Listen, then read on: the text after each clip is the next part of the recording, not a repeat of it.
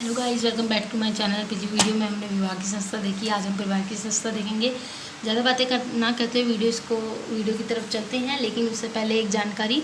Videos को like कीजिए, share कीजिए और सब्सक्राइब करना ना भूले चैनल को। यहाँ पे सारी सीरीज़ नगरीय समाजशास्त्र की सीरीज़ पूरी करेंगे हम। धर्म के समाजशास्त्र की सीरीज़ पूरी हो चुकी है। प्लेलिस्ट बना दी है, डिस्क्रिप्शन में लिंक होगा या कॉमेंट बॉक्स में होगा, वहाँ पर आप एक क्लिक करेंगे, आपको सारी वीडियोज़ धर्म की मिल जाएंगी। ठीक है सॉरी गाइज।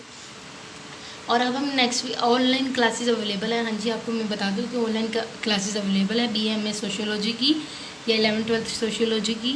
तो आप मुझे ज्वाइन कर सकते हैं। व्हाट्सएप कॉन्टैक्ट नंबर है, वहाँ पे आप बोल सकते हैं कि मैं इंटरेस्टेड हूँ ऑनलाइन क्लासेस के लिए, या टेलीग्राम लिंक पे भी आप मुझे मैसेज कर सकते हैं। टेलीग्राम ग्रुप में भी मैसेज कर सकते हैं कि हमें ऑनलाइन क्लासेस चाहिए। तो ऑनलाइन क्लासेस अवेलेबल है, ये फ्री नहीं है, इसकी पेमेंट है।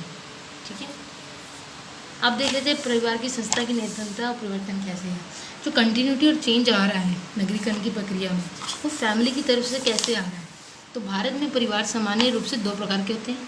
ठीक है, एक तो संयुक्त परिवार हो गया, एक विस्तृत परिवार हो गया। संयुक्त या विस्तृत एक ही होता है, जॉइंट फैमिली या फिर सिंगल फैमिली आपकी। ठीक है, तो इसमें दो पीढ़ियों से अधिक के सदस्य रहते हैं। ये जो संयुक्त, मेरे हिसाब से मुझे आपको संयुक्त परिवार बताने की जरूरत नहीं है कि संयुक्त परिवार कौन सा होता है। ठीक है, जिसमें चाचा मामा सब रहते हैं। और दूसरे प्रकार का परिवार होता है जो एकल परिवार होता है, जिसमें पति पत्नी और बच्चे होते हैं। ठीक है, तो नगरीकरण की प्रक्रिया के कारण परिवार में निम्नलिखित परिवर्तन आते हैं जब नगरीकरण की प्रक्रिया होती है। ठीक है, अब हम ये देख रहे हैं कि नगरीकरण की प्रक्रिया विवाह, परिवार और नातेदारी पे कैसे प्रभाव डालती है। ठीक है, तो अगर आपको लगे कि आपको कुछ समझ नहीं आ रहा, कमेंट बॉक्स में लिख दीजिए। ठीक है, मैं पूरी कोशिश कर रही हूँ कि वीडियोज़ की क्वालिटी और ऑडियो की क्वालिटी ठीक आए। ठीक है, तो नगरीकरण की प्रक्रिया के कारण परिवार में कैसे कैसे परिवर्तन आएंगे। परिवार का आकार लघु होता है, बढ़ता है, पारिवारिक बंधन कमजोर पड़ जाते हैं। ठीक है,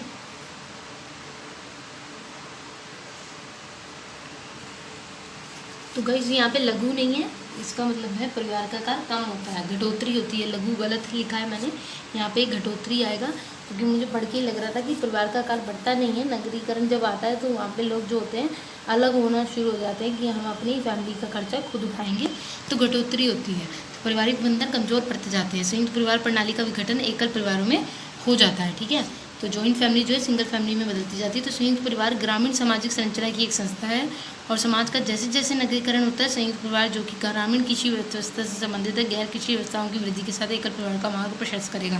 तो इसका मैं आपको मतलब समझाती हूँ कि संयुक्त परिवार जो होता है, जो जॉइंट फैमिली होती है, वो क्या करती है, जैसे जैसे नगरीकरण होता है तो वो क्या करती है, अपनी फैमिली से अलग हो जाती है और अपना खर्चा खुद उठाना चाहती है। जैसे चाचा अलग हो गए, ताऊ अलग हो गए, और जो और भाई बहन हैं वो अलग होकर अपना अपना परिवार संभालते हैं। ठीक है, अपने बीवी बच्चे संभालते हैं। तो वो क्या करते हैं, जो कृषि व्यवस्था है, जहाँ पर ज़्यादातर ग्रामीण जो कृषि व्यवस्था होती है वहाँ पर जॉइंट फैमिली पाई जाती है। जो कृषि अर्थव्यवस्था को छोड़कर जो गैर कृषि व्यवसाय होते हैं, जो कि कृषि से रिलेटेड व्यवसाय नहीं होते, वहाँ पर काम करके अपना एकल परिवार का मार्ग प्रशस्त करती है। तो AM शाह जो है नगरीय भारत में संयुक्त परिवार के विघटन के मिथक को दूर करते हैं। उन्होंने गुजरात के सामाजिक इतिहास का अध्ययन किया, तो देखा तो AM शाह ने कहाँ का अध्ययन किया, गुजरात का, और पीछे में हमने किसका पढ़ा था, राजस्थान का।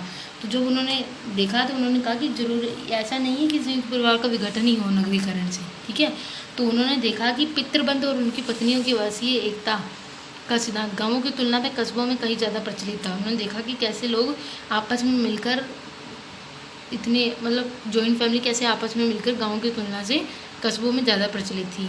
इससे पता चलता है कि कस्बों में अपने माता पिता के निधन के पश्चात एक साथ रह रहे दो या अधिक विवाहित भाइयों से बनी गृहस्थियों की संख्या बहुत अधिक थी। उन्होंने देखा कि वहाँ पर माता पिता का चाहे निधन हो चुका था, लेकिन जो भाई बहन थे अपनी फैमिलीज़ को साथ में लेकर, मतलब भाइयों के जो बच्चे हैं और अपने आपस में गृहस्थियों की संख्या वहाँ पर बहुत अधिक पाई जाती थी। तो IP जो देसाई थे, उन्होंने अध्यापन में पाया कि नए परिवारों की तुलना में पुराने परिवारों में अधिक संयुक्त होने की प्रवृत्ति होती है।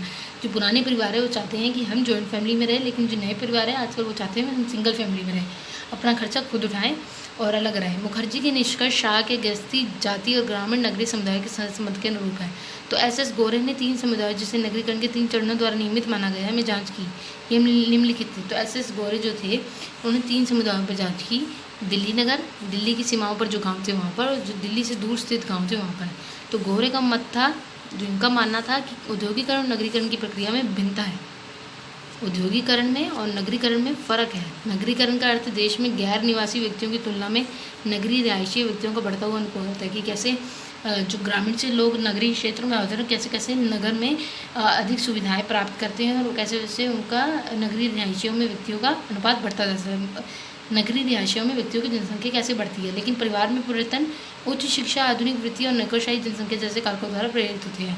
औद्योगिकरण में क्या है, लोग इधर से उधर जाते हैं, लेकिन नगरीकरण में क्या कह रहे हैं कि इधर से उधर जाते तो हैं लेकिन वो अपना विकास भी चाहते हैं और शिक्षा भी लोग प्राप्त करते हैं नगर में जाके। ठीक है, तो कपाड़िया जी जो थे उन्होंने दक्षिण के गुजरात में नवस्तरी के कस्बों में आसपास 15 गाँवों में गृहस्थियों के बारे में राष्ट्रीय पंजीकरण के आंकड़ों में ये पाया। उन्होंने जो आज आंकड़े देखे 15 साल के, उन्होंने ये पाया 15 गाँवों के जो देखे, उन्होंने पाया कि लोग एकल परिवारों में रहते हैं, सिंगल फैमिली में रहते हैं, जबकि गाँव में नगर में लोग कहाँ रहते हैं, एक परिवार में, जबकि गांव में संयुक्त परिवार में रहते हैं। ठीक है, जॉइंट फैमिली में रहते हैं। सुधा कालदाते का मत है, सुधा जो कालदाते हैं वो क्या मानते हैं, इसमें सबने अपने अपने मत दिए हैं कि कैसे नगरीकरण का प्रभाव पड़ा है। ठीक है, ये सबसे इजी भी है टॉपिक और सबसे इम्पोर्टेंट भी है। तो सुधा कालदाते का मत क्या है, वे कहती हैं कि इन सभी अध्ययनों जिनकी मान्यता है कि यद्यपि परंपरागत परिवार संरचनात्मक रूप से टूटता हुआ प्रतीत होता है, प्रकारात्मक रूप से ऐसा नहीं है। वो कह रहे हैं कि दिखने को लगता है कि संयुक्त परिवार जो है एकल परिवार में अलग हो रहे हैं, लेकिन वो आपस में रिश्तेदारी निभाते हैं, परिवार जो है एकजुट होकर रहते हैं। ठीक है, तो परिणामतः परिवार की संस्था में परिवर्तन का विस्तार नगर की परिधि के अंदर क्षेत्रों में अधिक और आंतरिक समुदायों में कम पाया जाता है। तो जो नगर की परिधि है, जो बाहर की नगर में जो बाहर की परिधि पाई जाती है, बाहर का जो हमने घेरा था, जो हमने मॉडल्स देखे थे उसमें आपको पता है CBD वाले मॉडल्स में, उसमें हमने देखा कि वहाँ पर जो है अधिक परिवर्तन पाया जाता है आंतरिक समुदायों से। तो महानगर दिल्ली के अंदर उसकी सीमाओं ग्रामीण क्षेत्रों के पॉकेटों में इसका उदाहरण स्पष्ट है। तो दिल्ली के अंदर एकल परिवार ज़्यादा पाया जाता है, जबकि ग्रामीण क्षेत्रों में जो उससे परिधि से लगे हुए बॉर्डर से लगे हुए जो क्षेत्र हैं, गाँव हैं, वहाँ पर इसका उदाहरण स्पष्ट है। तो कालदाते का मत है कि सामाजिक संगठन की सामाजिक प्रक्रिया में परिवार संगठन में परिवर्तन की प्रवृत्ति बड़े या संयुक्त परिवार प्रणाली से लघु परिवार प्रणाली के रूप में परिवर्तन की होती है। ठीक है, तो उनका मानना है कि सामाजिक संगठन जो है उससे क्या है कि कैसे परिवार संगठन में परिवर्तन हो, कैसे परिवार में परिवर्तन होता है, कैसे जॉइंट फैमिली जो है सिंगल फैमिली में परिवर्तित हो जाती है। तो अधिक परंपरागत समुदायों में संयुक्त के अतिरिक्त अर्ध संयुक्त परिवारों का बड़ा अनुपात पाया जाता है, जो कि बाहरी प्रभाव से अधिक प्रभावित है। क्या कह रहे हैं कि आजकल अधिक परंपरागत जो समुदाय हैं, जो पुराने समुदाय हैं, उनमें संयुक्त परिवार और अर्ध संयुक्त परिवारों का भी बड़ा अनुपात पाया जाता है। ठीक है, तो पुराने टाइम के जो हमने देखा था ग्रामीण समुदाय होते हैं वहाँ पर संयुक्त परिवार ज़्यादा पाए जाते हैं, ये तो आपको पता ही होगा। ठीक है, तो वीडियोस को लाइक और शेयर कीजिए, चैनल को सब्सक्राइब करना ना भूलें। नेक्स्ट वीडियो में हम नातेदारी की संस्था देखेंगे। पिछली वीडियो में हमने विवाह की देख ली, ये परिवार की हो गई। नेक्स्ट वीडियो में हम नातेदारी की देखेंगे। फिर ये टॉपिक हमारा कवर हो जाएगा कि कैसे नगरीकरण की प्रक्रिया नातेदारी, विवाह और परिवार की संस्था में परिवर्तन लाती है। ठीक है, तो चैनल को सब्सक्राइब कीजिए, वीडियोस को लाइक शेयर करना ना भूलिए। मिलते हैं नेक्स्ट वीडियो में, बाय।